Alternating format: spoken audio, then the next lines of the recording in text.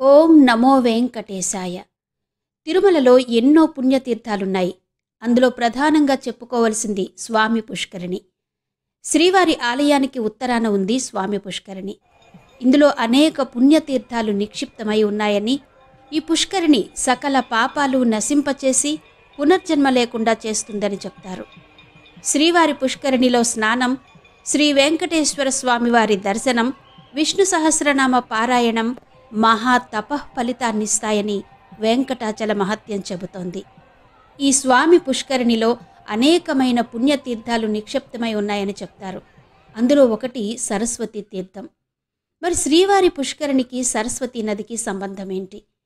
పుష్కరిణి విషయంలో ఎన్నో పుణ్య కథనాలు, ఎన్నో మహిమాన్విత కథనాలు మనకు తెలుస్తున్నాయి. అందులో ఒకటి సరస్వతీ నదికి సంబంధించిన కథనం.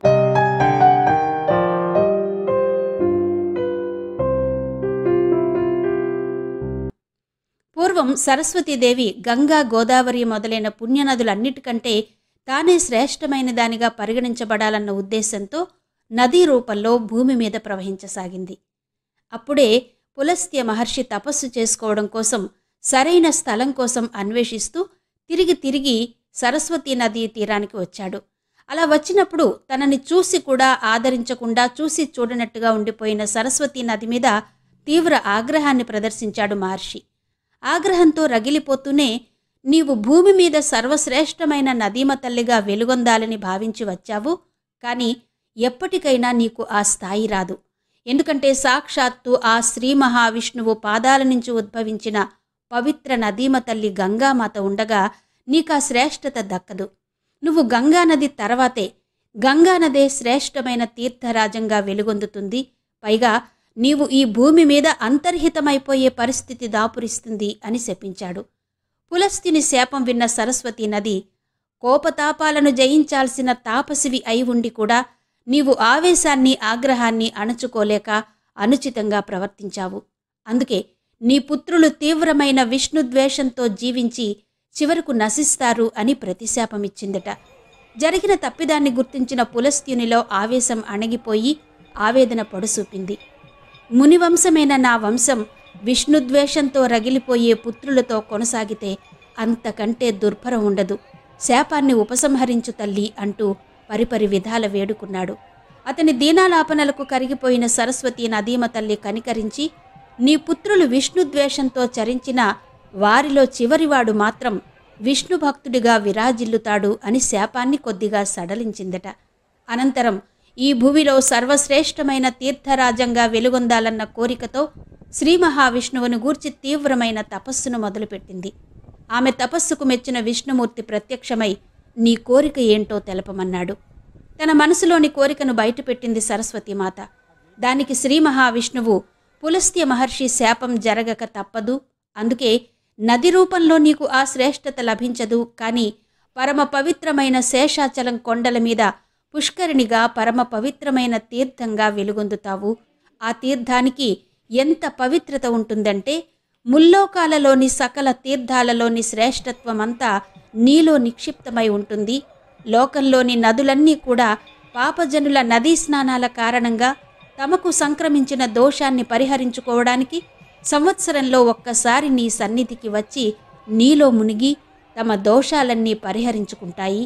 అంతేకాకుండా కలియుగంలో నేను కూడా శ్రీ వెంకటేశ్వరునిగా అక్కడే కొలువుంటాను అని వరమిచ్చాడట. అలా సరస్వతీ నదీమ తల్లి భూలోకంలో అంతర్హితమైన తీర్థరాజంగా తిరుమల కొండల మీద కొలువు తీరి స్నానమాత్రం చేతనే మనకు పుణ్యఫలాలను అందిస్తోంది. అందుకే తిరుమల వెళ్ళిన వారు శ్రీ వెంకటేశ్వరుని దర్శనం కోసం వెళ్ళినప్పుడు స్వామి పుష్కరిణిలో స్నానమాచరించి స్వామి దర్శనం కోసం వెళ్ళినట్టయితే అఖండ ఫలితాన్ని అందుకోవచ్చని పురాణాలు చెబుతున్నాయి. ఇంత మహిమాన్వితమైనటువంటి చరిత్ర తిరుమల శ్రీవారి పుష్కరిణిది. శ్రీవారి పుష్కరిణికి సంబంధించి, ఆ పుష్కరిణి మహత్యానికి సంబంధించి ఇంకా ఎన్నో పురాణ కథనాలున్నాయి. అందులో ఒకటి చంద్రవంశపు రాజైన ధర్మగుప్తునికి సంబంధించింది. ఒకసారి ధర్మగుప్తుడు వేటకు వెళ్ళి వేటలో అలసిపోయిన కారణంగా ఒక చెట్టు ఎక్కి విశ్రాంతి తీసుకుంటూ ఉన్నాడు. అదే సమయంలో ఒక ఎలుగుబంటిని తరుముకుంటూ వచ్చింది సింహం. ఆ సింహం నుండి తప్పించుకోవడానికి ఎలుగుబంటి ధర్మగుప్తుడున్న చెట్టు ఎక్కింది. ఇలా ఎలుగుబంటి చెట్టు ఎక్కడం చూసిన ధర్మగుప్తుడు భయపడ్డాడు. దాంతో ఎలుగుబంటు, ఓ రాజా, నేను నిన్నేమీ చెయ్యను, భయపడకు. నన్ను వెంటాడుతూ అదిగో ఆ సింహం వచ్చింది. దాని నుండి తప్పించుకోవడానికి నేను ఈ చెట్టెక్కాను. అంతే తప్ప నేను నీకు ఏమీ హాని చెయ్యను అని చెప్పిందట. సరే అన్నాడు రాజు. కాని వీరిద్దరిలో ఎవరినైనా చంపి తినాలని ఆ సింహం చెట్టు కింద కాపు కాసుకుని కూర్చుంది. దాంతో చెట్టు మీద ఉన్న ఎలుగుబంటి రాజుతో చెప్పింది, ఓ రాజా, ఈ రాత్రి మనిద్దరం ఇక్కడే ఉండవలసి వచ్చేటట్టుగా ఉంది. క్రింద సింహం కాచుకుని ఉంది. మనిద్దరిలో ఎవరు దొరికినా చంపి తినాలని చూస్తోంది. మనిద్దరం ఇక్కడే నిద్రించినా కూడా నిద్రలో జారి కింద పడితే గనక ఎవ్వరైనా సరే ఆ సింహానికి ఆహారంగా మారిపోతాం. మన ఇద్దరిలో ఎవరు చిక్కినా కూడా దానికి ఆహారం కాక తప్పదు. అందువల్ల మనిద్దరం ఒక ఒడంబడిక చేసుకుందాం, ఒక అంగీకారానికి వద్దాం. సగం రాత్రి వరకు ఇద్దరం రాత్రంతా ఇక్కడే నిద్రపోతే ఏమో, ఎవరు చెప్పారు, ఎవరిమైనా సరే నిద్రలో క్రింద పడిపోతామేమో, అప్పుడు ఆ సింహానికి ఆహారంగా మారిపోతామేమో. అందుకే మనిద్దరం ఒక ఒడంబడిక చేసుకుంటే బావుంటుంది. సగం రాత్రి వరకు నువ్వు నా తొడ మీద తలపెట్టి నిద్రించు. నేను మెలకువగా ఉండి జాగ్రత్తగా చూసుకుంటాను. నువ్వు క్రింద పడకుండా, నేను క్రింద పడకుండా సింహానికి ఆహారం కాకుండా చూసుకుంటాను. ఆ తర్వాత మిగిలిన సగం రాత్రి నేను నిద్రిస్తాను. అప్పుడు నువ్వు నిన్ను కూడా జాగ్రత్తగా చూసుకో. తెల్లారేసరికి సింహం వెళ్ళిపోతుంది కాబట్టి తెల్లవారగానే మనం చెట్టు దిగి ఎవరి దారిన వాళ్ళు వెళ్ళిపోదాం అని చెప్పింది. ఈ ఒప్పందానికి ధర్మగుప్తుడు ఒప్పుకున్నాడు. అనుకున్న ప్రకారం మొదటి సగం రాత్రి రాజు నిద్రించాడు. ఎలుగుబంటి కాపలా కాస్తూ కూర్చుంది. అప్పుడు సింహం ఎలుగుబంటితో అంది, నువ్వు ఆ రాజును కిందికి తోస్తే నేను రాజును తిని నా ఆకలిని తీర్చుకుంటాను, నా దారిన నేను వెళ్ళిపోతాను. అప్పుడు నువ్వు బ్రతికిపోవచ్చు అని చెప్పింది. అయితే ఎలుగుబంటి దానికి ఒప్పుకోలేదు. నన్ను నమ్మి రాజు నిశ్చింతగా నిద్రపోతున్నాడు. అలాంటి వానికి, నన్ను నమ్మిన వానికి నేను ఎలా హాని చెయ్యగలను? అందువలన నేను నువ్వు చెప్పిన పని చెయ్యలేను అంది ఎలుగుబంటి. సరే, సగం రాత్రి కాగానే రాజు మేలుకున్నాడు. ఎలుగుబంటి నిద్రించింది. అప్పుడు సింహం ఎలుగుబంటితో అన్నట్టుగానే రాజుతో కూడా చెప్పింది, ఓ రాజా, నువ్వు ఆ ఎలుగుబంటిని క్రిందకు తోసేస్తే గనక నేను దానిని తిని నా ఆకలిని తీర్చుకుంటాను. అప్పుడు నువ్వు బ్రతికిపోతావు. తెల్లవారగానే నీ దారిన నువ్వు వెళ్ళిపోతావు అని చెప్పింది. వెంటనే రాజు ఆలోచనలో పడ్డాడు. ఒకవేళ సింహం అన్నదానికి ఒప్పుకోకుంటే ఈ ఎలుగుబంటేమో తెల్లవారగానే లేచిన తర్వాత నన్నేం చేస్తుందో ఎవరికి తెలుసు? మరి సింహం బారి నుంచి రక్షించుకున్నా కూడా తెల్లవారిన తర్వాత ఈ ఎలుగుబంటి బారి నుంచి నన్ను నేను ఎలా రక్షించుకోగలను? అందుకే ఈ ఎలుగుబంటిని ఇప్పుడే కిందకు తోసేస్తే సింహం దానిని తిని ఇక్కడి నుంచి వెళ్ళిపోతుంది. అప్పుడు నాకు సింహం వలన భయం ఉండదు, ఎలుగుబంటి వలన కూడా భయం ఉండదు. కాబట్టి అలాగే చేస్తాను అనుకున్నాడు రాజు. అలా అనుకుంటూ ఎలుగుబంటిని క్రిందికి తోసేశాడు.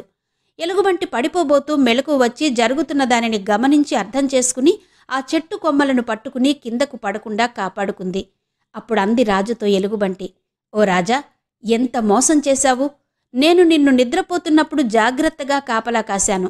నీకు ఎలాంటి ఆపద రాకుండా కాపాడాను. నీతో చెప్పినట్టే ఈ సింహం నాతో కూడా చెప్పింది. అప్పుడు నేను నిన్ను కిందకి పడవేయవచ్చు, కానీ నేనలా చెయ్యలేదు. మనం చేసుకున్న ఒప్పందం ప్రకారం ఆ ఒప్పందానికి కట్టుబడి నేను నమ్మకంగా నిన్ను కాపాడాను. కానీ నువ్వు మాత్రం ఎలాంటి విశ్వాసం లేకుండా ప్రవర్తించావు. నీలాంటి విశ్వాసహీనుడు భూమికి కూడా భారమే. నీకు ఇంకో విషయం చెప్తాను విను.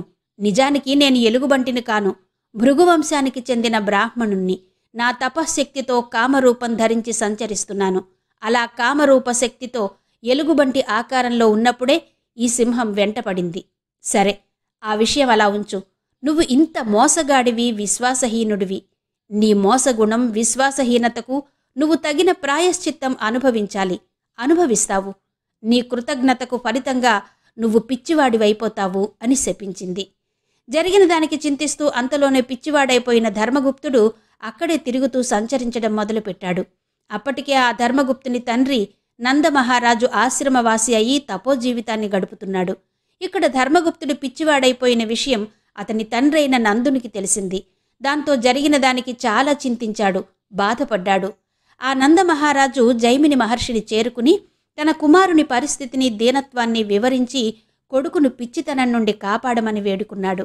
జరిగిన విషయాన్ని తన దివ్య దృష్టితో తెలుసుకున్నాడు జైమిని మహర్షి. నందా, నీ కుమారుడు విశ్వాసహీనుడిగా, మోసగాడిగా, కృతజ్ఞుడిగా ప్రవర్తించాడు. దాని యొక్క ఫలితమే ఇప్పుడు అతడున్న స్థితి. దానిని పోగొట్టుకోవాలంటే ఒకటే మార్గం. శేషాచలంలో చంద్ర పుష్కరిణి తీర్థం ఉంది. ముల్లోకాలలోని సర్వతీర్థాలు ఆ పుష్కరిణిలో కలుస్తాయి. ఆ పుణ్యతీర్థాలన్నిటిలోనూ స్నానమాచరించిన ఫలితం ఒక్క పుష్కరిణిలో స్నానం చేస్తేనే కలుగుతుంది.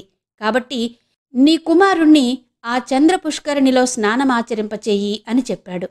వెంటనే నందమహారాజు తన కుమారుని చేత స్వామి పుష్కరిణిలో స్నానం చేసేలా చేశాడు. ఆ పుష్కరిణి మహత్యం వలన వెంటనే ధర్మగుప్తుని శాపం తొలగిపోయి స్వస్థుడయ్యాడు. ఇక తారకాసురుని వధించిన అనంతరం తన కంటిన బ్రహ్మహత్యా దోషాన్ని కుమారస్వామి ఈ పుష్కరిణిలో స్నానం చేసే పోగొట్టుకున్నాడు అని కూడా చెప్తారు. ఇలా తిరుమల క్షేత్రంలో ఉన్న స్వామి పుష్కరిణికి సంబంధించి ఎన్నో పుణ్య కథనాలు మనకు వినబడతాయి. ఇంతటి మహిమాన్వితమైన తీర్థం స్వామి పుష్కరిణి. అందుకనే తిరుమల క్షేత్రానికి వెళ్ళిన భక్తులు తప్పనిసరిగా స్వామి పుష్కరిణిలో స్నానమాచరించి వెంకటేశ్వరుని దర్శనం చేసుకోవాలి అని చెప్తారు పెద్దలు. ఇవి స్వామి పుష్కరిణి మహత్యానికి సంబంధించినటువంటి కొన్ని కథనాలు. మరో చక్కటి వీడియోతో మళ్ళీ మీ ముందుంటాను. అంతవరకు సెలవు. నమస్తే.